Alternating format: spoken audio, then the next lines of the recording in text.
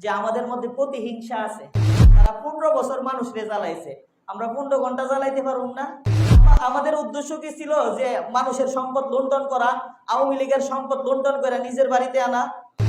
আব্দুর রাজ্জাক বিন ইউসুফ একজন বাংলাদেশের মধ্যে একজন নামি দামি একজন লোক, ওনার ছেলের গাড়ির মধ্যে আক্রমণ করছে এবং তার থেকে গাড়ির ভিতরে যা ছিল সব ডাকাতেরা সব নিয়ে গেছে। যারা আপনার উপর অত্যাচার করছে, যারা আপনার উপর নির্যাতন করছে, তাদেরকে আপনি মাফ করে দেন। তো এতগুলো ছাত্র ছাত্রীরা কেন জীবন দিল বলেন? যে আমাদের বাংলাদেশটা যেন একটা সুন্দর দেশ হয়ে যায়, আমাদের বাংলাদেশে যেন জুলুম নির্যাতন না হয়, একটা মেধাবীর ছাত্র ছাত্রী তারা যেন তাদের যোগ্যতা দিয়া তারা যেন চাকরি করতে পারে। কি বলেন? ঠিক না? তারা ন্যায্য দাবির জন্য নিজের শরীর থেকে রক্ত জড়ায়া তারা এই জিনিসটা অর্জন করছে। কিন্তু এর ভিতরে কিছু মুনাফিক বাইর হয়ে গেছে, কিছু লোক আছে স্বার্থ খুঁজে, সুযোগ খুঁজে। তো দেখছে এখন যে আমাদের বাংলাদেশের যে বাহিনী আছে, পুলিশ বাহিনী, তারা থানার মধ্যে নাই। কেন নাই? তাদের অপকর্মের কারণে তারা থাকতে পারে না। আজকে তারা এমন অবস্থা হয়েছে, মানুষের কাছে তারা ঘৃণিত। তাদের পোশাকটা দেখলেও মানুষ ঘৃণা করে। ছোট ছোট পোলা পায়, তাদের পোশাক দেখলে বলে এই কুকুরা খানা নে। কেন? অর্থাৎ তারা সরকার যেইভাবে বলছে তারা সেইভাবে চলছে। এমনকি সরকার থেকে বেশি তারা নির্যাতন করছে মানুষের উপর। তারা সরাসরি মানুষকে গুলি করে কি করছে? হত্যা করছে। এই কারণে বাংলাদেশের মানুষ তাদেরকে আর কি করে নাই? দেখতে পারে নাই। কিন্তু এই সুযোগে কিছু মানুষ তারা কি করতেছে? মানুষের সম্পদ লুট করতেছে, মানুষের উপর অত্যাচার করতেছে, মানুষের উপর জুলুম করতেছে। কি বলেন? আপনারা ঘটনা শুনেন নাই যে বিভিন্ন জায়গায় চুরি হইতেছে, বিভিন্ন জায়গায় লুণ্ঠন হইতেছে? কেন? এইগুলি কেন? তাদের জন্য কি এই কাজটা করছে তারা? কিন্তু এই জুলুম করতেছে, এই জুলুম থেকে তারা বাঁচতে পারবে? বাঁচতে পারবে না। এজন্য আল্লাহ রাসূল সাল্লাল্লাহু আলাইহি ওয়াসাল্লাম বলেন, কেউ যদি কারো সম্পদ, কারো জমির এক অংশ সে কেড়ে নেয়, তাহলে আল্লাহ তাআলা হাসরের ময়দানে তার গলার মধ্যে 7 তবক জমিন কি করবেন? গলার মধ্যে ঝুলাইয়া দিবেন। যে আল্লাহ বলেন ইন্নাহু লা ইউফলিহু যালিমুন, নিশ্চয়ই যারা জালেম তারা সফল হবে না। আল্লাহ রাসূল সাল্লাল্লাহু আলাইহি ওয়াসাল্লাম হাদিসের মধ্যে বলেন, তারা দুনিয়াতেও লাঞ্ছিত হবে, আখিরাতেও লাঞ্ছিত হবে। যারা মানুষের উপর জুলুম করে, যারা মানুষের উপর নির্যাতন করে, তারা দুনিয়াতেও লাঞ্ছিত হবে, আখিরাতেও কি হবে?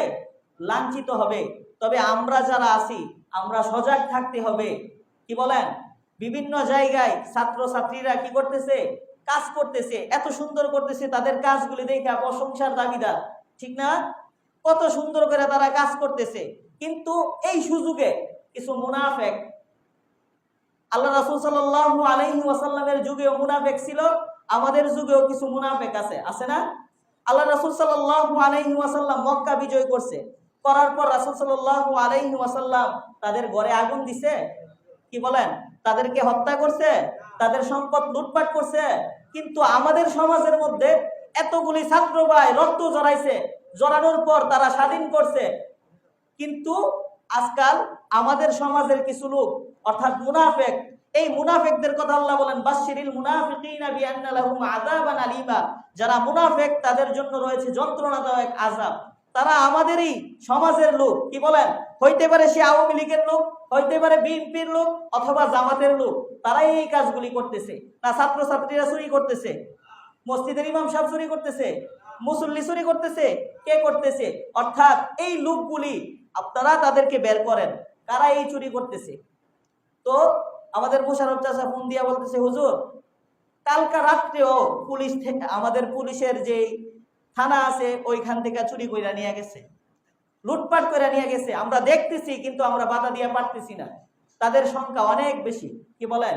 ফেসবুকের মধ্যে অনেক আসতেছে যে যুবদলের ছাত্র, যুবলীগের পোলা পায় তার কৃষক লীগের বাড়ি থেকে চুরি করছে। কি বলেন? কারা করতেছে কাজগুলি? কেন করতেছে? এক মহিলারে দেখলাম ফেনীর এক মসজিদের মধ্যে গিয়া বুরকা পইরা মসজিদের মধ্যে আগুন ধরাইয়া দিছে, হিন্দু মহিলা। কি বলেন? তো মানুষের জান মালের কি নিরাপত্তা নাই? যে আপনি মনে করেন এতদিন ক্ষমতার মধ্যে ছিল আওয়ামী লীগ, ঠিক না? 15 বছর অনেকে আবার ফেসবুকের মধ্যে লেখে তারা 15 বছর মানুষরে জ্বালাইছে, আমরা 15 ঘন্টা জ্বালাইতে পারবো না। কি বলেন, জ্বালাইতে পারবো? হ্যাঁ, 15 ঘন্টা জ্বালাইবার এদের কি শক্তি আছে? এরা কি কাফের? হ্যাঁ, কেউ যদি মুসলমান কাফেরদের সাথে যুদ্ধ করে, যুদ্ধ করার পর তাদের যে মাল সম্পদ আছে এইগুলি তাদের জন্য নেওয়া বৈধ, ঠিক না? কিন্তু আমরা তো মুসলমান, আমরা তো আমাদের দাবি ছিল জালেম রে ক্ষমতা থেকে নিচে নামানো, সরানো। আমাদের উদ্দেশ্য কি ছিল? যে মানুষের সম্পদ লুণ্ঠন করা, আওয়ামী লীগের সম্পদ লুণ্ঠন করে নিজের বাড়িতে আনা, এগুলির উদ্দেশ্য ছিল। কিন্তু আজ কি করতেছে? তো এইগুলি যদি দেশের মধ্যে চলে, দেশের অবস্থা শেষ হয়ে যাবে। আব্দুর রাজ্জাক বিন ইউসুফ একজন বাংলাদেশের মধ্যে একজন নামি দামি একজন লোক, ওনার ছেলের গাড়ির মধ্যে আক্রমণ করছে এবং তার থেকে গাড়ির ভিতরে যা ছিল সব ডাকাতেরা সব নিয়ে গেছে। প্রত্যেকটা জায়গার মধ্যে প্রতিদিন আপনার এইভাবে ডাকাতি হইতেছে। কি বলেন, তাদের ভিতরে আল্লাহর ভয় আছে? আল্লাহ রাসূল সাল্লাল্লাহু আলাইহি ওয়াসাল্লাম হাদিসের মধ্যে বলেন, আল্লাহ তাআলা কিয়ামতের দিন 5টা প্রশ্ন করবে। এর মধ্যে একটা প্রশ্ন হলো যে কিয়ামতের দিন আল্লাহ তাআলা বান্দারে প্রশ্ন করবে, তুমি মাল সম্পদ কিভাবে উপার্জন করছো এবং কিভাবে খরচ করছো। কি বলেন, যে এইভাবে যে আপনি মানুষের সম্পদ লুণ্ঠন করতেছেন, তার জন্য আল্লাহ তাআলার কাছে কি জবাব দিবেন। আল্লাহ তাআলা আমাদেরকে সহি বুঝদান করুন। আরেকটা হলো যে আমাদের মধ্যে প্রতিহিংসা আছে না? ও করতো আওয়ামী লীগ, আমি বিএনপি, ও জামাত, আমি আওয়ামী লীগ, ঠিক না? ও আমারে 15টা বছর জ্বালাইছে, আছে না সমাজের মধ্যে? এখন আমি ভাবতেছি 15 বছর জ্বালাইছে, আমিও হেরা জ্বালাইম। কি বলেন, আছে না? তো আপনি যে এই নিয়তটা করলেন, 15টা বছর আমারে জ্বালাইছে, আমার নামে মিথ্যা মামলা দিছে, আল্লাহ দেখছে? বলেন, আল্লাহ দেখছে? আল্লাহ কি বিচার করতে পারে না? আল্লাহ পারে না? আপনি যে বিচার করবেন, আল্লাহর বিচার কি আপনার সমান হবে না বেশি হবে? আপনার লাভ হবে না লস হবে? লাভ হবে। তাহলে আপনি আল্লাহর কাছে ছেড়ে দেন। আল্লাহ তাআলা রাসূলকে বলেন, ওয়া'মুর বিল উরফি ওয়া আ'রিদ আনিল জাহিলিন। হে রাসূল, আপনি মাফ করে দেন। কি করে দেন?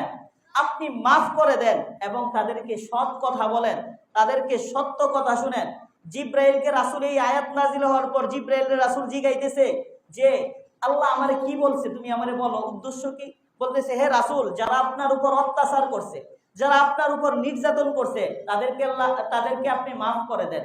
কি বলেন, রাসূল সাল্লাল্লাহু আলাইহি ওয়াসাল্লামের উপর অত্যাচার করছে না? রাসূল রে নিজের জন্মভূমি থেকে তারা কি করছে? বাগায়া দিছে। মক্কা থেকে মদিনা রাসূল কি এমনি হিজরত করছে? মক্কার দিকে তাকায়া রাসূল কাঁদতেছে, হে মক্কা, আমি তোমাকে ছেড়ে যাইতাম না যদি তারা আমারে বাগায়া না দিত। রাসূলের মনে কি কষ্ট নাই? এমন কষ্ট কি আমরা পাইছি?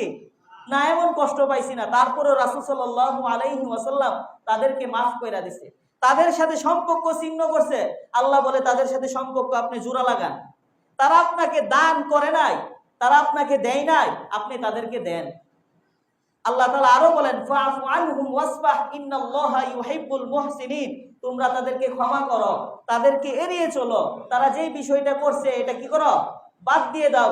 ইন্নাল্লাহা ইউহিব্বুল মুহসিনিন, যারা মুহসিন ইহসানকারী তাদেরকে আল্লাহ তাআলা কি করেন?